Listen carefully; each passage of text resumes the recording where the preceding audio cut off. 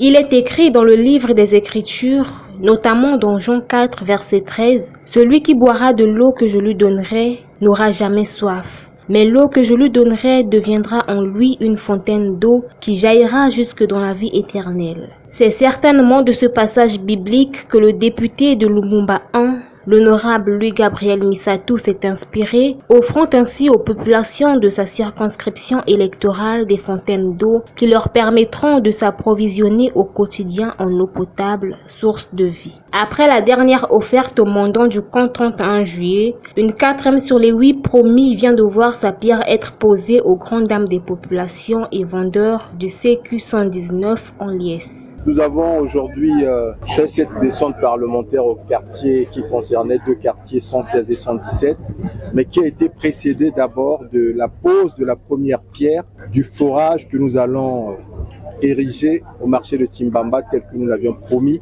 à la précédente descente parlementaire.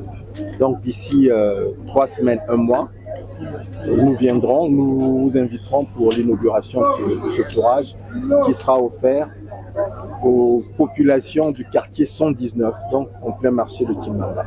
Juste après cette donation, l'honorable Louis-Gabriel Missatou est allé à la rencontre de ses mandants des quartiers 116 et 117, les rendre compte des conclusions de la dernière session ordinaire dite budgétaire, tenue du 15 octobre au 23 décembre dernier à Brazzaville. Il y avait 24 affaires à cette session budgétaire. Sur les 24 affaires, 16 ont été traités et 8 ont été reportés à la prochaine session. Parmi les 16 points qui avaient été traités, il y a le projet de loi de règlement du budget de l'État, exercice 2023. Il y a le projet de loi de finances, donc sur lequel je vais beaucoup insister. Il y a le projet de budget de l'Assemblée nationale, exercice 2025. Le projet de loi portant création du centre multiservice de valorisation des biomasses. Parmi les 16 affaires traitées, 2 ont retenu l'attention du député Missatou. Nous sommes venus rendre compte à nos mandants, conformément à nos engagements, des conclusions de la 7e session ordinaire dite budgétaire, en insistant sur 2 points particuliers, 2 affaires particulièrement.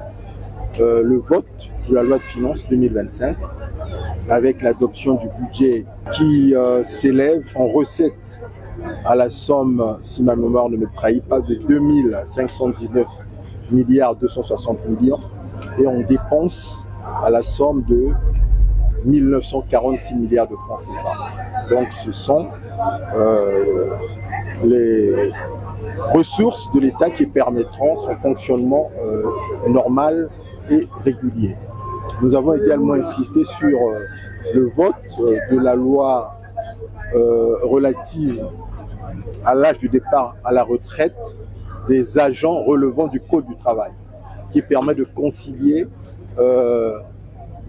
l'âge du départ de la retraite à la fois des employés du secteur privé et du secteur public, donc notamment en normalisant 60 ans pour les manœuvres pour les employés, 63 ans pour les agents de maîtrise, 65 ans pour les cadres et 70 ans pour les cadres hors catégorie.